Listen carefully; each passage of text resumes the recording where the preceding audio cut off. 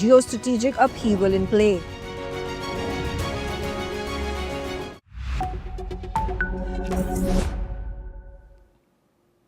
Hello and welcome viewers, I am Pia and you're watching NewsX World. Let's take a look at the top headlines this hour.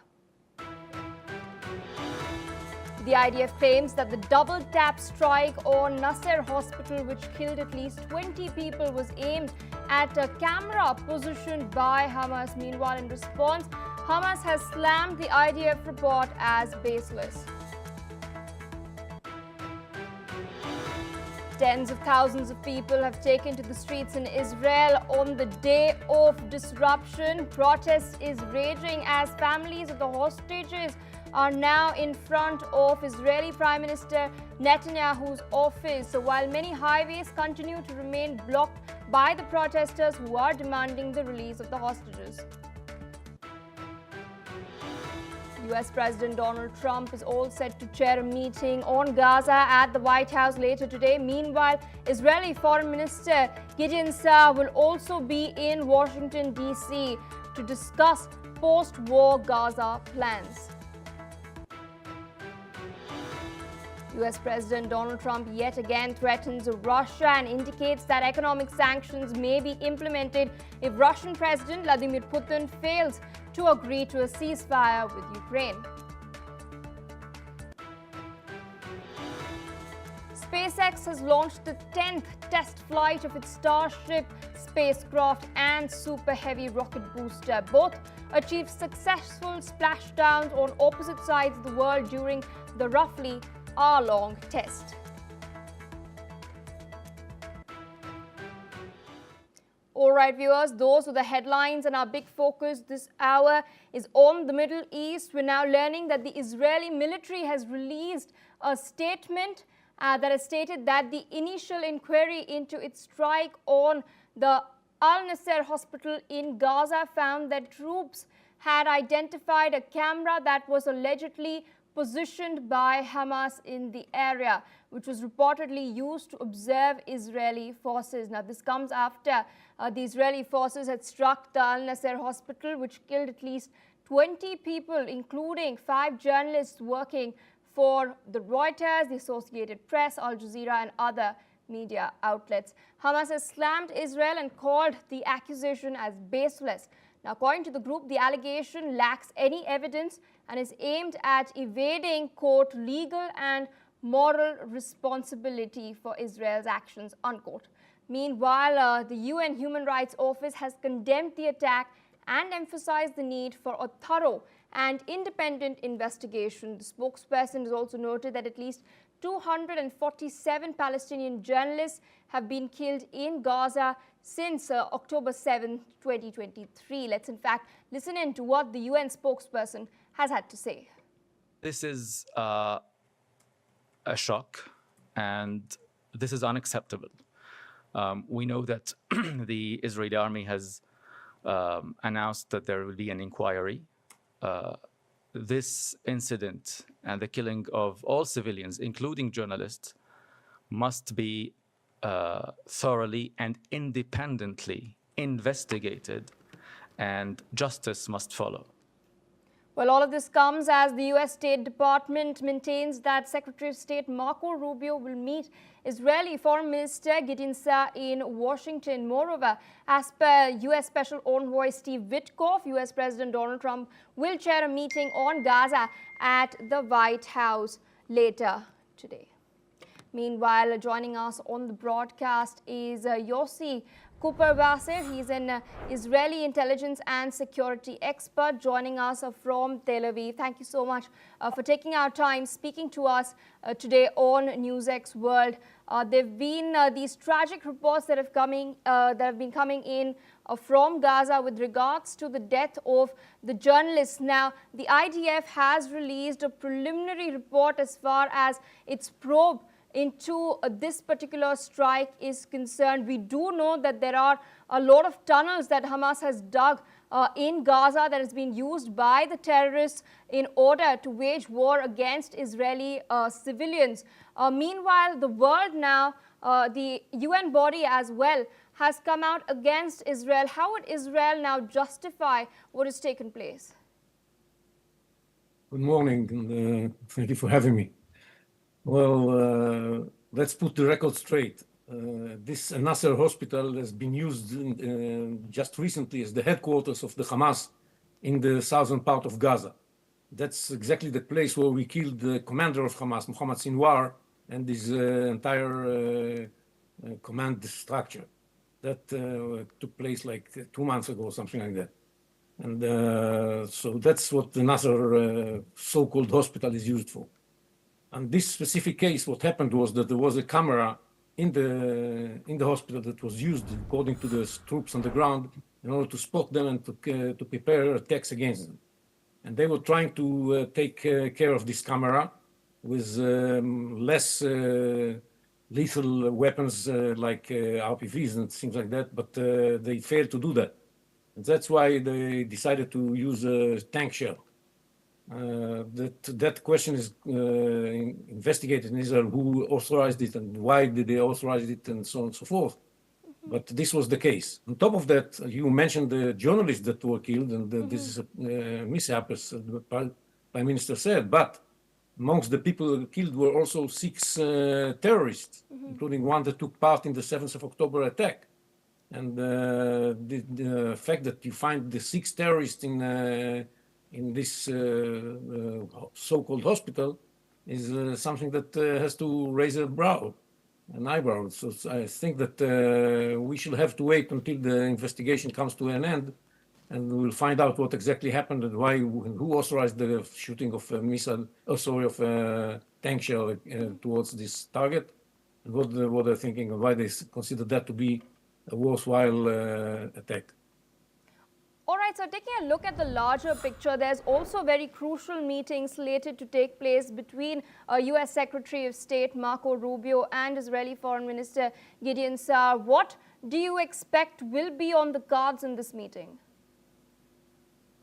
Well, I think the Americans want us to finish the job as soon as possible. But we have to get some more time in order to make it possible for us to remove Hamas from power by force, or to reach an agreement with Hamas that is going to include the release of all the hostages and the removal of Hamas from power in Gaza. These are 2 elements that we cannot compromise on. And the fact that we need more time is, the time is necessary for us to be able to evacuate the population of Gaza from the city, so that we should be able to operate militarily there without risking the population. We have prepared a specific area for the population of Gaza to move to, south of Gaza City. And we hope that they will move there. They've already started moving there from some of the neighborhoods of Gaza City where we already operate.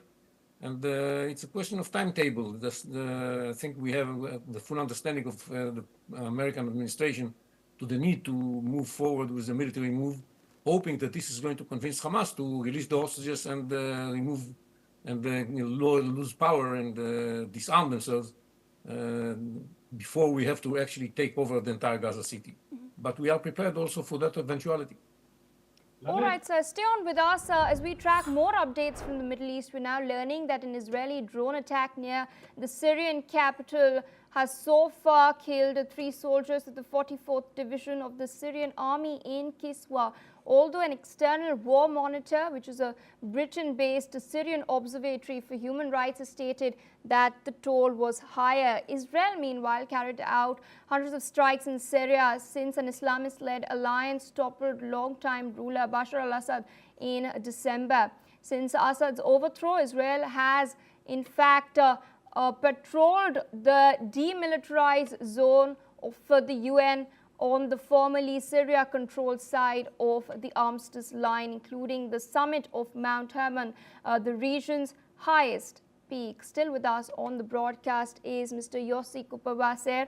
He's joining us live from Tel Aviv. Interesting developments have been taking place as far as Syria is also concerned. We do know that Al-Shura had earlier confirmed advanced talks were taking place between Syria and Israel, and US envoy had also met Israeli Prime Minister Benjamin Netanyahu with regards to this. So where do you see the Israel-Syria equation heading towards next? Because the US is now attempting to mediate over here.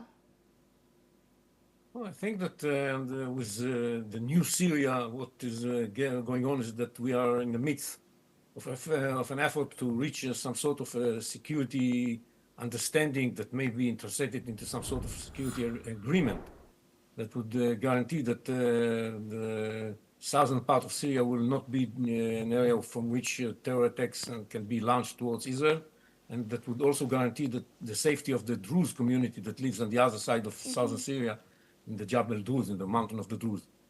We are moving in this direction while there are still all kinds of threats emanating from this territory. And if there was really an Israeli attack, it probably was aimed at some terrorists that were trying to deploy over there, maybe with the support of the Syrian troops, that most of them are former jihadists, that we are very concerned about their deployment next to our border. Indeed, and speaking of the northern border, there's been a lot of talk about Lebanon as well. Just yesterday, the United States has emphasized that they're looking at Lebanon presenting a plan for Hezbollah's disarmament by the 31st. Do you see any such plan resulting in any concrete action finally catalyzing in the near future? Well, there's very impressive pressure built on Hezbollah to disarm. And the Americans are putting pressure on the Lebanese government to move forward with preparing this plan and then executing the plan. The problem is whether they are going to execute the plan. They can put on paper all kinds of plans. That's nice. But and it's courageous by itself. But this is not enough. They will have to execute the plans. So what we heard from the leadership of Hezbollah, from Naim Qassem, the Secretary General of Hezbollah, is that they are not going to cooperate with this plan. They are going to resist and refuse to disarm themselves. And this is a big question mark. Are the Lebanese armed forces ready and able to disarm Hezbollah by force? That's something that nobody wants to see happening, but taking into account the Hezbollah policy of refusing to disarm, that might be the case. We, as in Israel, the government has issued a statement saying that if there's going to be progress on actually disarming Hezbollah, then Israel is going to take all kinds of gestures towards the Lebanese government to enable it to prove that disarming Hezbollah pays off. But until that happens, we are skeptical about whether it's going to happen or not, and we are not going to risk our security just in order to support the Lebanese government in something that is, for the time being, only on paper. All right, sir. I'd like to thank you so much for taking our time speaking to us on NewsX World as we track these very, very crucial developments from the Middle East. Meanwhile, viewers, shifting focus to more news coming in, we're now learning that US President Donald Trump has stated that he's prepared to impose economic sanctions against Russia if Russian President Vladimir Putin fails to agree to a ceasefire, warning of serious consequences. This comes as Trump is seeking one-on-one talks between Ukrainian President Volodymyr Zelensky and Vladimir Putin. Although Zelensky has agreed in principle to such talks, Putin reportedly has not, even though the Kremlin has suggested that it is open to a trilateral meeting taking place. Meanwhile, the Kremlin has also emphasized that no such meeting is currently on the cards as per reports. Meanwhile, US and European officials have been discussing potential security guarantees that Washington might provide Kiev after a hypothetical deal is reached, potentially including support by air or intelligence sharing. Let's in fact listen in to what the US president has had to say. No, I'd like it to stop. I want to get it to stop. And it will not be a world war, but it will be an economic war. And an economic war is going to be bad. And it's going to be bad for Russia, and I don't want that. Now, I have to also see, because not everybody, Zelensky is not exactly innocent either, okay? It takes two people to tango, and I say it all the time. You got to get them together. I get along with Zelensky now, But we have a much different relationship because now we're not paying any money to Ukraine. You know, stop that. We're paying money to ourselves. What's happening is NATO is buying all of the equipment and paying in full. But even with that, forget about that. I want to get it stopped because it's a lot of lives that are being lost.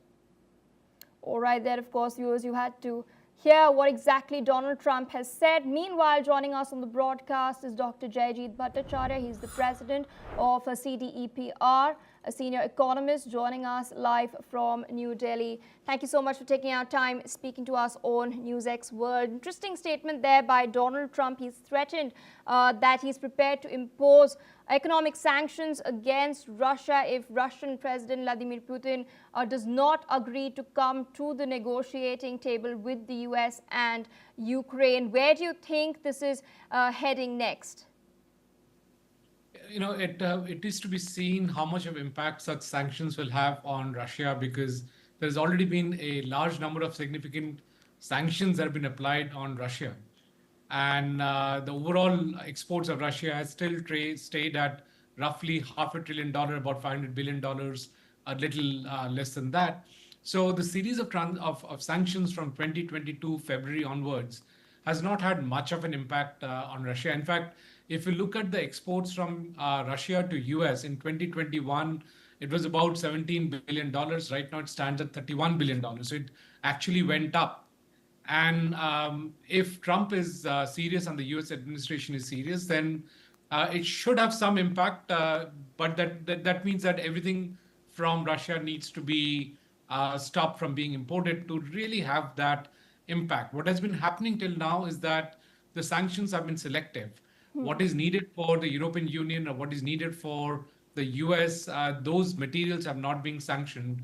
And therefore, we see the trade pattern that we see right now, where trade with US has actually gone up. Clearly, there will be an impact on Russia if these sanctions are taken through. I think for sure there'll be pressure on Russia to consider the ceasefire conversations and the peace conversations that are happening, because without these pressures, there is really no pressure on Russia. Militarily, it's doing, it has an upper hand on the ground, and therefore it would like to continue this war in order to get more territory. And therefore, a sanction on Russia will be one more lever on Russia to bring it to a serious conversation on the table. And there's another very interesting aspect in Donald Trump's statement. He's stated that it takes two to tango, but meanwhile, he's also pointed out that security guarantees for Kiev have been secured, and it's not the US taxpayer that is going to pay for it this time around. It is the European Union, the NATO allies that will be pumping money to buy US arms that will be used to secure Ukraine. Do you think Trump's move in this particular deal, in this particular negotiation that he held with Zelensky and the NATO leaders just a couple of days back, has been a major win for the US arms industry? Well, it is, but we also need to note that this was already happening. The European Union was buying arms from the American suppliers and was transferring them to Ukraine, because clearly the European Union arms manufacturers are in a bit of a decline. The American arms manufacturers have an upper hand. They provide better quality equipment because they have been continuously engaged in wars for a very, very long time. In fact, ceaselessly since 1945. And obviously before that, there was World War II, where again, it was American arms manufacturers which were providing much of the arms that was needed. And therefore, this was already happening. Perhaps what will happen is this will get accelerated, where there will be a lesser payment by the US administration in buying these arms and providing them to Ukraine. Also, what will obviously happen is that there will be a focus on made in Europe arms, and therefore there'll be a fillip to the European arms companies. And therefore, a lot of procurement may shift from the American arms to the European arms if the European governments are funding it. All right, so I request you to stay on with us. We're tracking more such important developments as far as Trump's statements are concerned. We're now learning that Donald Trump has once again claimed that he helped broker a peace between India and Pakistan during their military standoff in May. Now, speaking alongside U.S. Defense Secretary Pete Hegseth, Trump has called that there was a tough conversation that had taken place with India's Prime Minister Narendra Modi. He stated that he warned India that without de-escalation, there would be no trade deals and massive tariffs. This is what is Trump's latest claim. He's also further gone on to claim that within 5 hours, both sides agreed to step back from the brink of war. He even spoke of several jets being shot down. Let's listen into what he said. But just like India and Pakistan, we're going to end up in a nuclear war if I didn't stop them. You know, it's sort of strange. I saw they were fighting. Then I saw 7 jets were shot down. I said, that's not good. That's a lot of jets, you know. $150 million planes were shot down. A lot of them. 7, maybe more than that. They didn't even report the real number. And I'm talking to a very terrific man, Modi, of India. And I say, what's going on with you in Pakistan? Then I'm talking to Pakistan on trade. I said, what's going on with you in India? And the hatred was tremendous. Now, this has been going on for a hell of a long time, like sometimes with different names for hundreds of years. But I said, what's going on? I said, I don't want to make a trade deal. No, we want to make a trade deal. I said, no, I don't want to make a trade deal with you. You're going to have a nuclear war. You guys are going to end up in a nuclear war. And that was very important to them. I said, call me back tomorrow, but we're not going to do any deals with you, or we're going to put tariffs on you that are so high. You were there, Howard, right? Yeah. You're going to put tariffs on you that was so high, I don't give a damn. Your head's going to spin. You're not going to end up in a war. Within about 5 hours, it was done. It was done. Now, maybe it starts again. I don't know. I don't think so, but I'll stop it. India has repeatedly rejected these assertions, these claims that Donald Trump has been making for the last couple of months, stressing that the ceasefire was a bilateral move that was requested directly by Pakistani military officials, the DGMO in particular, who had reached without any third-party intervention. Now, Donald Trump's comments comes just as fresh U.S. tariffs on India slated to take effect, raising the duty burden to nearly 50%. Let's in fact listen into what Indian residents are now saying. रूस से भारत तेल खरीदता है, इसलिए इसके ऊपर 50% tariff लगाते हैं। अगर हमारी वस्तुओं के ऊपर 50% का टैक्स लगता है, तो नेचुरल सी बात है, वो जो टैक्स बढ़ेगा तो कस्टमर भी जानता है जो चीज़ सस्ती होगी उसको लेगा, ना कि वो ज़्यादा वैल्यू को ऑफर करेगा। अब इसकी वजह से ये दिक्कत ये आ रही है कि अब जैसे लोगों के प्राइसेस बढ़ गए, कोई भी सिंगल कमोडिटी को देखने के लिए अब बड़ी दिक्कत ये हो जाती है। सिंगल कमोडिटी को देखने के लिए अब उसको भी सिंगल पे भी उसको 50% करना पड़ रहा है। अब पहले तो बल्क होता था तो फिर भी एक बार के लिए चलो ठीक है पूरा बल्क, अब सिंगल भी किसी को कुछ भी ऑर्डर करना था तो वो टैक्स उसमें इतना बढ़ जाता है कि वो आउट ऑफ द रीच हो। All right, there are some reactions there from Indian citizens. Meanwhile, joining us on the broadcast is Dr. Jayjeet Bhattacharya, a senior economist from New Delhi. Interesting statements by Donald Trump. I did highlight earlier that India has repeatedly rejected Trump's claims over the last couple of months, asserting that while, yes, there was a conversation between US Vice President J.D. Vance and Prime Minister Narendra Modi, PM Modi had made it very clear that we will only reach a ceasefire if Pakistan reaches out directly. We've also time and again stated that it was the Pakistani DGMO who reached out to the Indian DGMO, and then there was an understanding that was reached between the two countries. There was no third-party mediation that had taken place to secure the ceasefire. So on one hand, Trump is saying that he tried to use trade as a tactic in order to imply that he was pressurizing New Delhi to reach an understanding with Islamabad. And on the other hand, what we see the US administration do now is impose tariffs which are now rising to 50% today itself, because what they claim is that India is apparently fueling Russia's war with Ukraine. So I believe that I think the US president may have been incorrectly briefed, because there were a lot of conversations going on.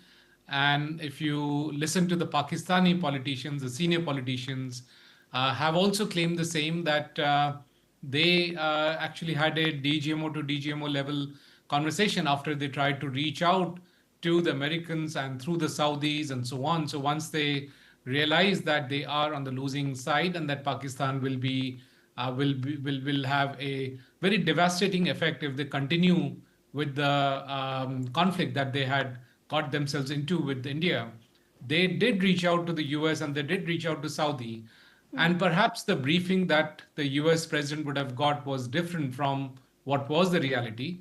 And clearly the Indian side, as has been declared in the Indian parliament, had communicated that the DGMOs have to reach out to each other to really have the ceasefire, and that is actually what happened. Also, if you see the other statements from the President of the United States, is that the conflict between India and Pakistan has been going on for hundreds of years, and that the conflict on Kashmir has been going on for over 1,500 years, which reflects that his office is probably not doing a good job of briefing him on what the issue is and what the matter is, and what really has brought the ceasefire that really happened. If trade was really an issue, then why do we have a 50% tariff on Indian goods? So clearly saying that trade is what brought the ceasefire and that India agreed to the ceasefire and not to have any further assault on Pakistan does not really add up, because then we would not have a 50% tariff on Indian goods, which is happening as we speak right now. So there is a discrepancy in what is being said, because if there was a trade pressure, then there would be no additional tariff that the US government would have put on India. And speaking of the tariffs, I'd just like to ask you one last quick question. Since the duty limit is being now raised by a further 50%, what do you now, and how do you see these tariffs impacting India and the United States consumer as well? So, the Indian government has obviously put up a brave front and has, adopted a slew of steps to mitigate this impact. But the impact will be quite significant. We are talking about $45 to $50 billion of goods not being sold anymore. I mean, immediately there will not be any buyers to those goods. So a lot of people in niche industries will get impacted. Let's say textiles as an example, or auto components and so on. Clearly, on the other side, also there will be an impact, which is on the US side, because if you look at the automobile industry, a lot of the procurement for auto parts was happening from India. It is very difficult to overnight switch that from one vendor to another vendor. It takes a significant amount of time to do that switching. Similarly, in terms of textiles, procurement, and so on and so forth, these take a lot of time to switch from one vendor to another vendor. And this will have an impact on the car prices. It will have an impact on production schedules. It will have an impact on the Christmas sales that are coming in a few months' time, because the production has to happen now in order to cater to those sales. Similarly, on the Indian side, we will see an impact in terms of the festive season sales, because a lot of people will be out of job and therefore not be able to spend as much as they would normally do during the festive seasons of Diwali, which is again coming 2 months down the line. So there will be impact on both sides. This is quite unfortunate. I hope this gets reversed as soon as possible. All right, Dr. Bhattacharya, thank you so much for taking our time speaking to us on NewsX World.